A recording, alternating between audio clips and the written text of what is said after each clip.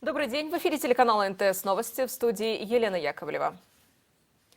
Обмен землями – один из механизмов, который рассматривается правительством в вопросе размежевания территории между Кыргызстаном и Таджикистаном. Об этом со ссылкой на слова вице-премьер-министра Джениша Разакова сообщают в Кабмине.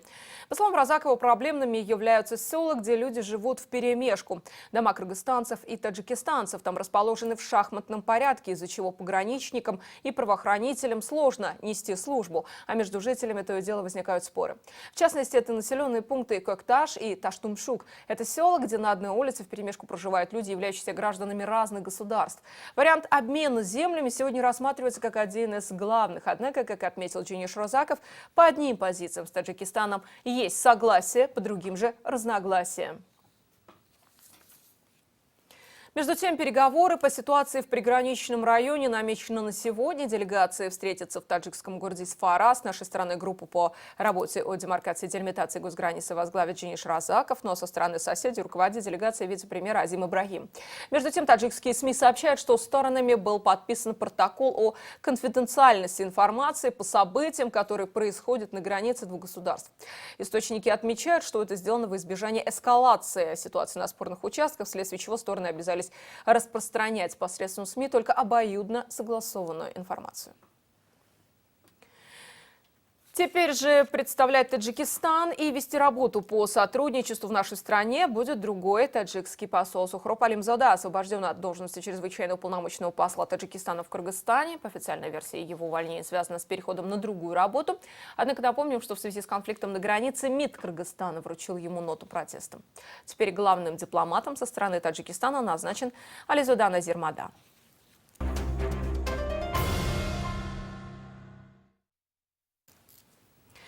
Очередное ДТП случилось в Токтагульском районе Джалалабадской области. По данным МЧС, на 293-м километре автодороги Бишкек-Ош водитель автомобиля марки Honda Stream не справился с управлением, в результате чего машина перевернулась. Один мужчина погиб. Спасатели не успели оказать ему помощь. Прибыв на место, они извлекли тело. Еще 6 человек получили различные травмы, и их на месте осмотрели работники скорой. Таким образом, ухудшение погодных условий не прошло бесследно по республике. За минувшие сутки произошло несколько серьезных аварий. На трассе Балыкчи-Каракол в районе села Чуктал сегодня ночью столкнулись две грузовые машины. Это КАМАЗ и Мерседес МАН. В аварии погибли 2 человека, находившиеся в кабине КАМАЗа. Они сгорели заживо. Происшествие случилось примерно в час ночи. Подвергшийся нападению главный редактор информационного портала «Фактчек КГ» Булат Тимиров намерен провести собственное журналистское расследование и найти людей, от которых он пострадал. Журналист не верит в объективность следствия, которое проводит правоохранительные органы. В этом расследовании ему помогут его коллеги, сообщил Тимиров. И еще он обратился к гражданам и близлежащим офисам и магазинам с просьбой оказать содействие в сборе материалов. Как видео и фото, а так и свидетельств в случае, если кто-либо стал очевидцем нападения на него.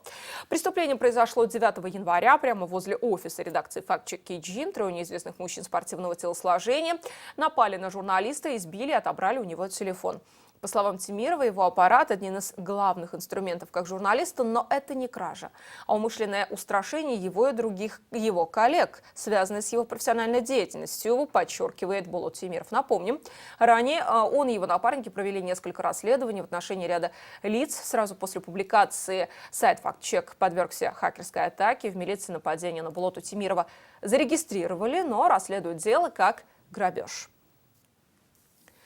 Участники скандала в детской больнице решили его не раскачивать. Врач, который написал заявление в милицию на разъяренную гражданку, напавшую на нее, отозвала жалобу. В Октябрьском УВД столицы сообщили, что досудебное разбирательство по этому инциденту будет прекращено. Сам конфликт случился в 3-й городской больнице, куда обратилась молодая женщина с ребенком. Однако, недовольна действиями медика, она начала ругаться, оскорблять педиатра, а после вовсе набросилась на врача. По ее мнению, доктора недолжным образом осмотрели ее ребенка и не назначили ей антибиотики для лечения малыша. Всю ситуацию она и врачи снимали на камеру телефона. После записи появились в интернете. Многие пользователи осудили агрессивное поведение мамочки и отметили, что такое неуважительное отношение приводит к нежеланию докторов работать в государственных поликлиниках. Между тем, сама гражданка также отреагировала на публикации в соцсетях. Она заявила, что видео не объективные. Ее ребенок несколько дней температурил, и она обратилась за помощью, но доктора вели себя пренебрежительно, а после отказали в приеме, отправив их в другую поликлинику. Это и стало причиной перепалки.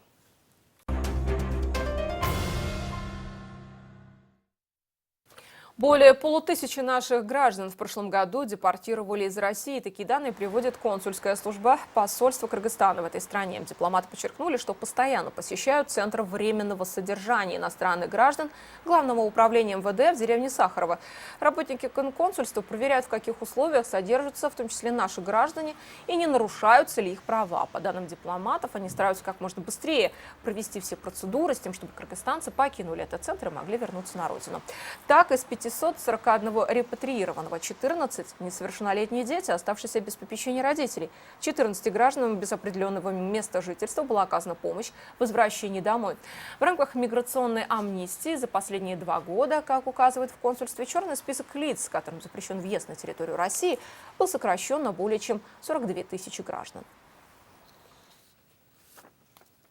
В республике стало еще больше политических партий. Так, за прошлый год в Министерстве юстиции регистрацию прошли еще 14 новых политических объединений. Согласно требованиям закона, партии, которые прошли регистрацию или перерегистрацию за полгода до срока назначения выборов депутатов Чукруку-Кенеша, вправе участвовать в выборах в парламент. На сегодня в стране с населением чуть более 6 миллионов человек имеется 280 партий. И на этом у нас пока все. Смотрите наши последующие выпуски новостей. Я с вами прощаюсь. До свидания.